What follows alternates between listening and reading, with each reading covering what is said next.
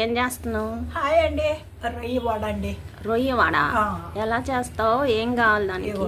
దానికి కావాల్సిన పదార్థాలండి: పచ్చిమిర్చి, ఎల్లుల్లి, పట్టా లవంగం, పుదీనా కొత్తిమీర,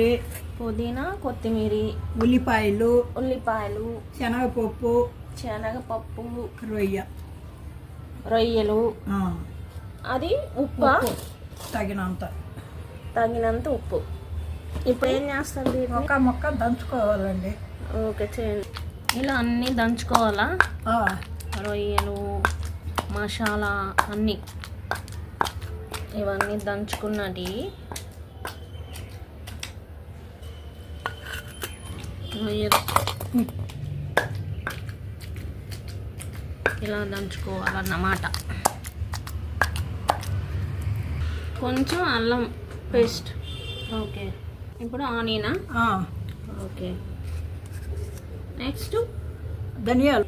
ఇప్పుడు ఏం వేస్తున్నాం? ధనియాల పొడి. ఓకే, ధనియాలు వేసుకోవచ్చు, లేదంటే పొడి వేసుకోవచ్చు. ఓకే,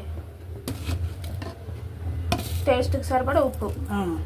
ఓకే, ఇప్పుడు ఇవన్నీ కలపాలా? ఇలా అన్నీ కలుపుకోవాలి బాగా. మొత్తం అన్నీ దంచేసుకొని తర్వాత అన్నీ వేసి మళ్ళీ కలుపుకోవాలి. ఓకే, ఇలా అన్నీ వేసుకుంటారా?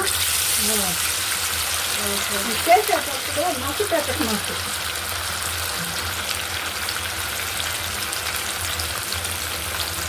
రొయ్య అన్నీ ఎర్రగా తీసుకోవాలన్నమాట. ఇలా అన్నీ వడలాగా వేసుకొని ఇలా గారెలు వేసుకోవాలి. రొయ్య గారెలు బాగా ఉంటాయి. వేడి రొయ్యలు వడ. వేడి రొయ్య వడ.